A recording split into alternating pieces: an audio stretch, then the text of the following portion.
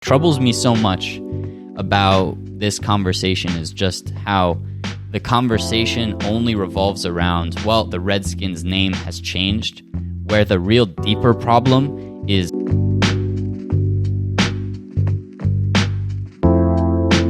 that music's spicy. Oh, we're back. It is, let's see what day it is. It's Tuesday. That just means that it's summer because I don't know what day it is. But We are back again with another digital exclusive. Although we're not crazy sports fanatics, we just got news that the Washington Redskins are changing their name.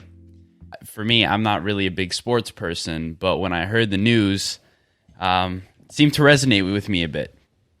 Elaborate. Why does it resonate with you? I probably can't even name 5 sports teams on my hand. I'm sure you can. Do it right now. All right, Go. fine.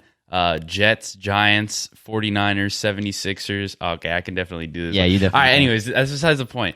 But when I got that news, I was somewhat intrigued. And I'm never even intrigued about the Super Bowl or the finals of the NBA, but this caught my eye. Mm-hmm. Particularly because the name Redskins has been such a polarizing title. Yeah. And it's been used in a derogatory way to almost outline America's past and colonization of what we now call the States, but what were previously indigenous lands. And so hearing that they're actually considering changing their names along with a bunch of other teams which have names similar to, like, rooting back to indigenous heritage, like, And the tribe names, basically. exactly. So, for instance, like the Atlanta Braves, Chicago Blackhawks, Kansas City Chiefs, all of those teams are now considering doing the same thing. But when we were talking about this and reading a little bit into it, the only reason why anything has changed was because sponsors and activists have been on their throats. And what I think this indicates is the work that's being done in activism and the work that's being done for Black Lives Matter, and as a matter of fact, what's also happening transnationally with the movement is being successful. Because this is a conversation that has been going on for years now, and it is a polarizing one, and it's weird that it's polarizing. Yeah. Like, what I think it comes down to, honestly, is a paradigm of tradition versus Ethic. or I don't even think it's ethics. It's like progression versus regression, right? Like, that's what I see in this moment in general. I see, and tell me if you think this is wrong, Joe, or anyone else who's listening, but I think it's way easier to fall back on traditional thought than it is to go forward with new thought. 100%. Right? 100%. And so people try and hold on to tradition. So the fact that the Redskins was the name of this DC football team, and especially given the fact that football fanatics tend to be more right-leaning than otherwise. It's interesting because this sort of tradition is the same reason why people still fly the Confederate flag. It's the same reason why. But, like, I don't even get that. Like, I didn't even know that, which state was it? Mississippi has the Confederate flag inside of its flag. And then same thing this week, they also decided to change the But I didn't flag. even know that it, like, Ridiculous. You know, it's crazy the to fact think, that though. exists. Considering kinda that baffles we live on the East Coast, and so hearing that sort of stuff is so mind-boggling to us because typically on the coast it's a fairly progressive areas. It's specifically where we live. Like, we live right outside of New York City, so we don't face nearly the same experience or confrontation with things like the Confederacy. But I think, a lot of times,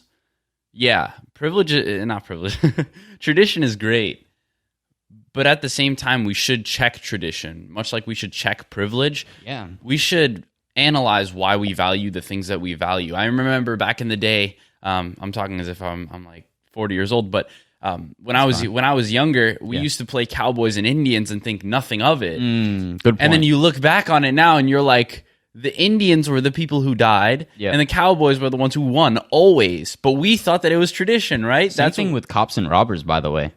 It's ridiculous. Exactly. And like, these conversations are happening now. I wonder if kids still play Cowboys and Indians. Like, if they still call it that. I'd imagine in some places they probably do, but I didn't play it that frequently. Though I was happy to hear the news that at least they were considering changing their name. Though the sponsorship aspect kind of irritated me. Okay, why? Because I actually think this is the right way to go. You think it is? Yeah, because I think you have to pay with your, like, the way that we can really fight when it comes down to things, unfortunately, in the society that we live in, it is based off of how much money you have.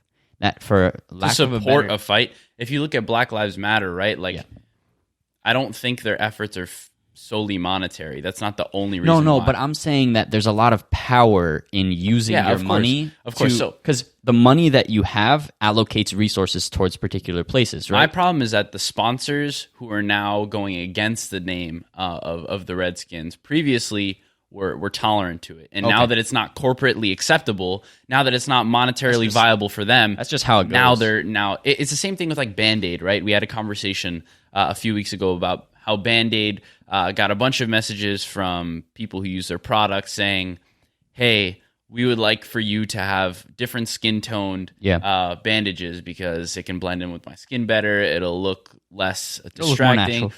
And until now, previously they didn't do anything about that. Now they've finally started implementing different toned Band-Aid colors and coverings because it's acceptable. And because corporations now are gaining some sort of monetary gain from it. Okay, from an ethical perspective, I can see why that seems controversial. Not controversial, but contradictory. But if we think about it external from just the ethics side, or maybe it is still considered an ethics question, isn't that still just a good thing? That they're being pushed in a good direction? It's the question of, like, does it matter? Are you donating to get your name on a building? Or are you donating for the common cause? It's like the chicken or the egg. Yeah. It's definitely about perspective. So going back to the Redskins, right? Like, obviously, maybe the corporate drive isn't it bugs me that they're not like doing this for the morality of the common good of humanity. But honestly, the world doesn't function like that. It works off of dollar signs, unfortunately, and I hate to say it. So even with that influence, I still think it's a positive shift. But the fact that the shift happened because of the corporate influence pisses me off. Though we have to look back also, and just reflecting on this sort of name change, although it may be minor to some of you, although some of you may not even watch the NFL like me, it is still a big deal. It's a huge deal because we're checking our tradition. We're checking our quote-unquote culture. And one of the biggest questions which I have for this one, especially for you, Asher, is do you think that the name change will do anything? Erasing it from history sort of thing? Well, I don't think it's erasing it from history. I think it's just moving in an appropriate direction that doesn't try to appropriate the culture of people that we literally colonized. And by we, I mean the Americans that came here who tended to be white settlers. Those are not directly us, right? Like our family, comes... Immigrated here like 30 years ago, 30, 40 years ago. Yeah.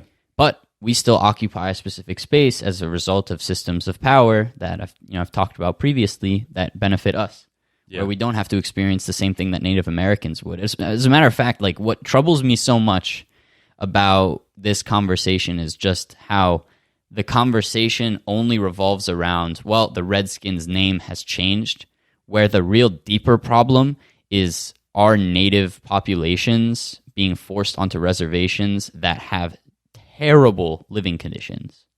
And the fact that some would even go as far to say that they're living in a third world nation inside of a first world nation troubles me a lot. They have the highest coronavirus rates as well. Really? Yeah. The Navajo Nation has the highest coronavirus rates in terms of population. That troubles me a lot because what it demonstrates is the news media's optics of everything is, oh, football, we can get people to pay attention to this, right? Because it is a polarizing thing, right? Because this conversation has gone on for a while. And as a matter of fact, I read a Fox News article that, aside from just saying that they're changing the name, said, well, Washington players are still going to call them the Redskins if they were former athletes on the team. And I'm like, really? That's what you focus on? You focus on a former player that nobody cares about anymore who's saying, well, I'm just going to keep calling them the Redskins. Yeah. It's like, no, like, why not use your journalism in a powerful way to expose what's actually going on? I agree. Yeah. It's a larger question which we're always trying to tackle on this podcast is like how to change the narrative of the media. Yeah. And so odds are the name change won't be in the news within in a week's time. Yeah.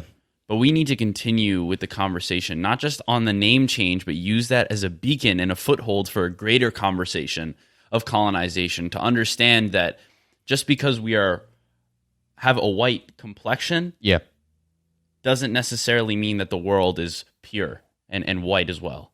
And white people historically, even though we're Jewish and we there's a big question to be had about whether or not Jewish people ought to be considered white, which is one that we should probably talk about. We'll do that for later. Yeah, of course. But even white passing, we'll use that term.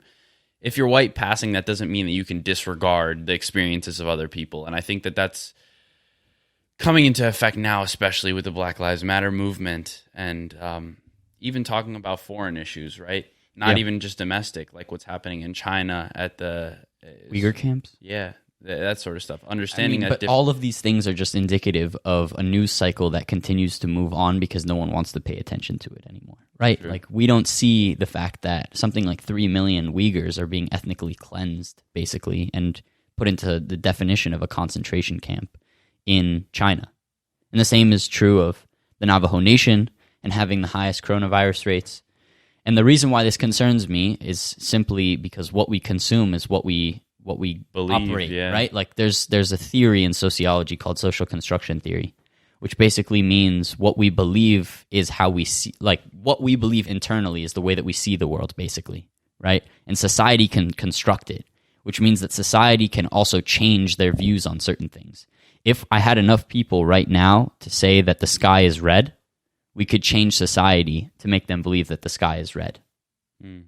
And the same is true in this case. If you don't like add historical oppression into the narrative, people will believe it's not there. Exactly. And again, that's why people hold on to their values when you're tested with new beliefs, right? Yep. We're seeing this a lot mainly in like the South and Midwest, when people are tested with new beliefs, especially now with the Black Lives Matter movement and the killing of George Floyd and all that sort of stuff. People who initially didn't believe that this stuff was happening and believe that white supremacy was real, once they're getting tested with this sort of narrative, they fall back on their previous values. I'm sure that in those households, I feel like in those households, I'm sure that they're holding onto the Confederate flag way more now than they did previously because new values are being tested. But let's talk about this psychologically speaking, and from a point of empathy and humility in this case. Not to say that these people are doing a good thing. Quite the opposite, I believe. They should be condemned for actions like this. But what I want to kind of flesh out is humans have a natural tendency to defend themselves when they are attacked. Yeah, of course. Right? So if someone calls you out and says you're a white supremacist, I feel like the instinctive reaction, especially among white fearful individuals, which I think that's a whole conversation in itself. Like, why do white people have so much white fear? Is a real thing, man. Yeah, and it's like a very fragile identity, which is weird because it's also top dog, unfortunately. But in that moment, when you're called a white supremacist, when you're called racist, when you're called homophobic, it cancels conversation. Yeah. Not even cancel conversation. The conversation can still continue. I think it depends on the people involved. But it's like they're on defense as opposed to offense. Exactly. Because then it becomes I have to defend my honor type of thing. And that's existed for a long-ass time, right? Like, we literally had duels for that reason. We recently watched Hamilton, or I watched Hamilton for the first time.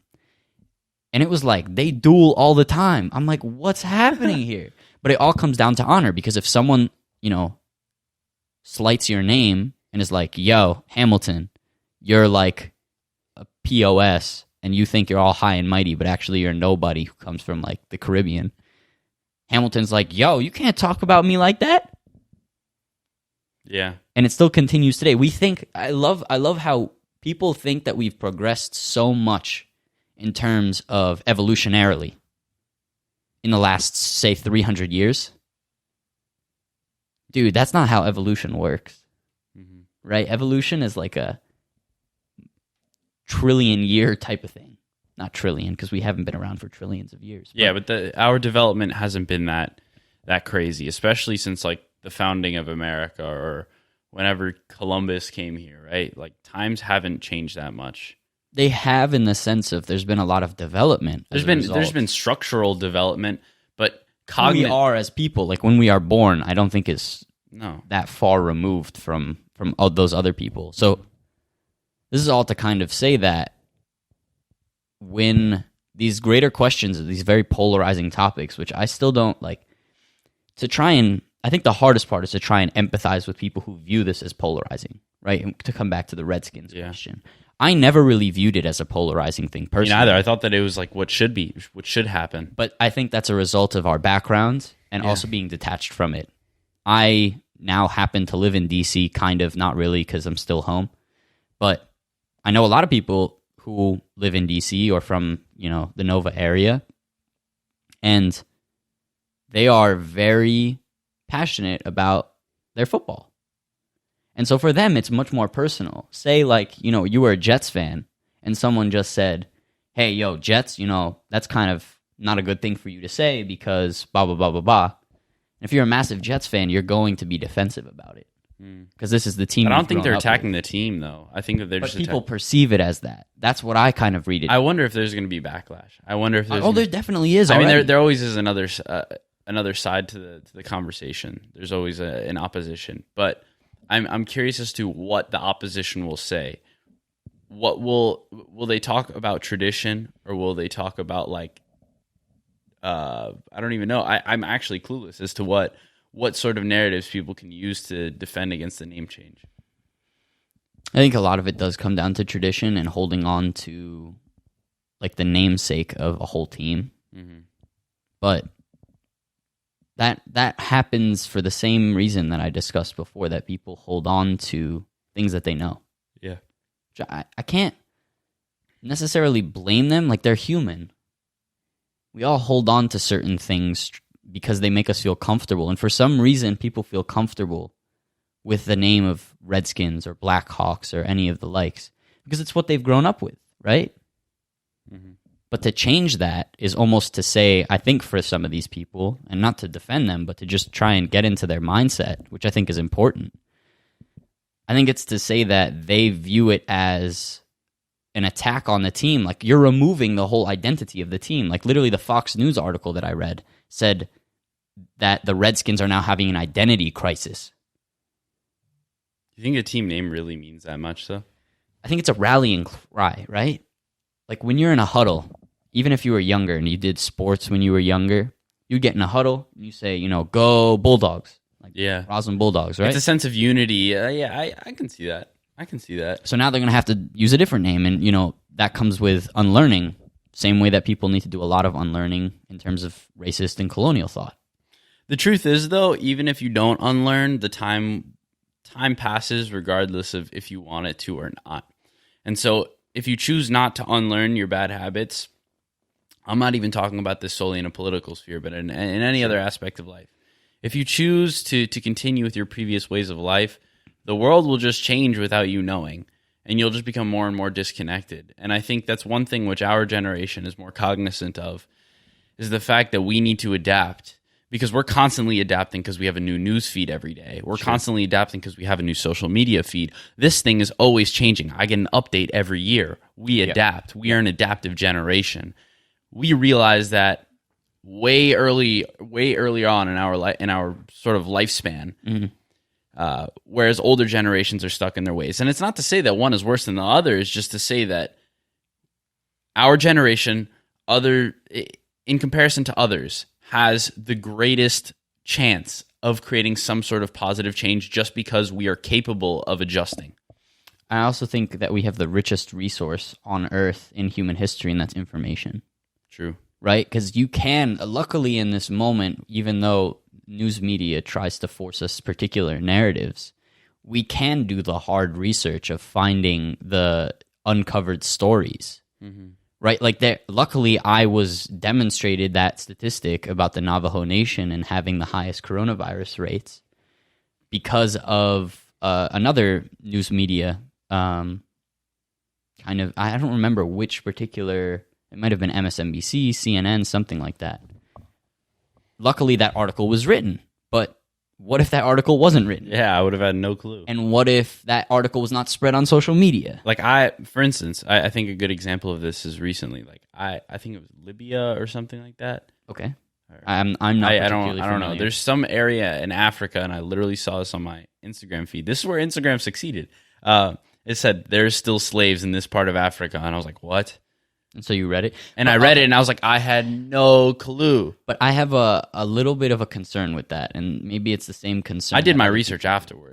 That's the important part. When we look at things as just being face value, that's where I get concerned.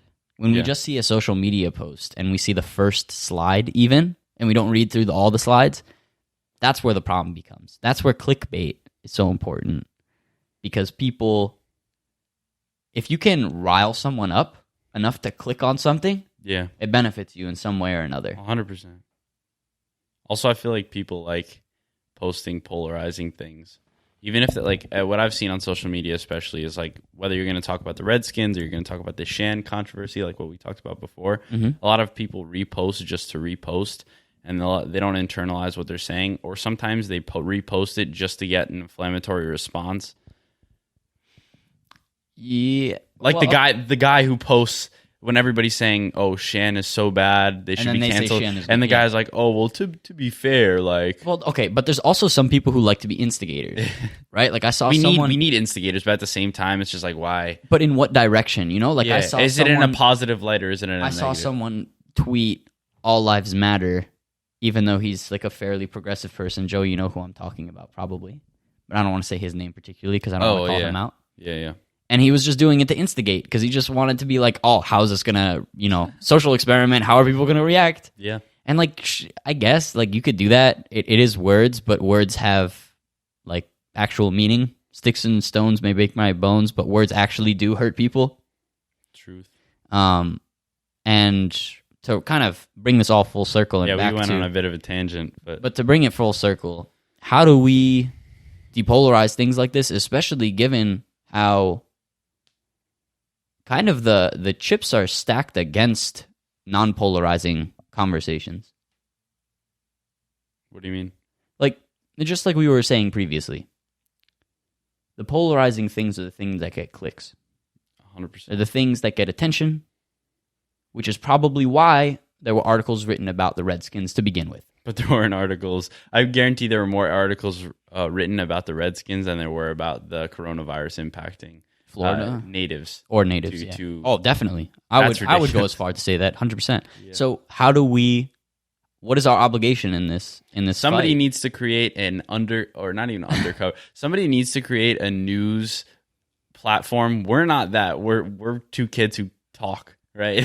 We're two kids who have conversation. But somebody needs to create a platform where they just upload articles or some forms of media, which are not corporately driven. So talk about things which aren't in the in the spotlight. Yeah, only things which are outside of the spotlight should be on that. But sort hold of on, media I think platform. those exist.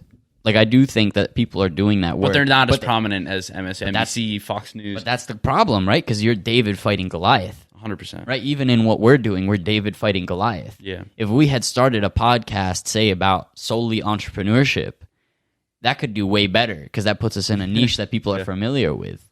But we're breaking ground in the sense that we're discussing the polarizing things and talking about how to end those polarizing things.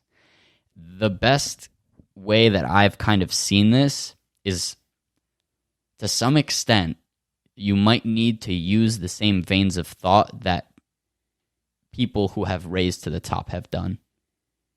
It's a little Machiavellian. But what if you use the same version of clickbait to generate, for a positive way, these non-polarizing categories? We've seen people do this, saying, I know some folks who said, oh, I'm going to create an OnlyFans and, swipe up for my OnlyFans, and it sends them to a Black Lives Matter page. I mean, yeah. So is that the way that we go? Guerrilla warfare online. Is that the way we go? Is the way that we go the exact opposite? Because I personally believe clickbait is part of the problem. I think, nah. No matter what you want to do, people are gravitated towards bright colors and big words. And so things which they can digest. So you just got to appeal to the human psyche. And clickbait's the definition of it. It's stupid. It literally, we even do it, but it looks dumb. It's a 5-year-old could look at it and be like, "Ooh, color is great, rainbow." But it games psychology. Yeah. So you should be using that, especially for small movements. For those media platforms that are covering the information which isn't in the spotlight, I'm sure they're doing the same thing. They're saying, you're not going to believe what happened to this. I think the corporatized aspect is an important one to kind of criticize, because it does boil down to you have to line your own pockets if you're a media company. Mm-hmm. You can't be a non-profitable media company. That's where I like things like PBS. Like, low-key, we should bring back PBS strong. PBS, like, everybody should be watching PBS. That shit is, like, super calm. There's a reason why grandparents are watching. And guess what? Majority of their funding, I believe it's something like $100 million. I might be incorrect. But about half of their funding comes from Congress. Really? Yeah. I didn't know You this. can make the argument that that's still and the other half funded, but maybe. But the other half comes from donations alone. And it's a different business model. It's definitely not as profitable. That is why PBS cannot hold the same sort of attention CNN or MSNBC or Fox or the likes can. But on that note, we had a huge conversation. It kind of took a turn, but I think it took a turn for the better. Yeah. It started off with the recent Redskins name change, went into media, as always. That's what we're interested in. But I just got to move this real quick. Give some applause. Which one's the applause? We're going to give that applause. Thank you for listening. This was like really, really impromptu. As you can tell, I don't even have my glasses on. This is post-workout Joey. This is raw, unedited, true Asher and Joey conversation, a digital exclusive. We're planning on doing a bit more of these just to engage with you all a little bit more and be more pertinent to the time and relevant to the times. If you enjoy conversations like these, please let us know. We'll continue to do them. If you don't like them, we'll stop doing it. We will go with what you guys like. And we're on this mission of depolarization together. So if you have ideas about how we can further the message of depolarization through conversation, end polarization on a systematic level, go ahead and follow us on all of our socials, all linked in the description of this episode. And we will see you all very soon. Peace. Peace.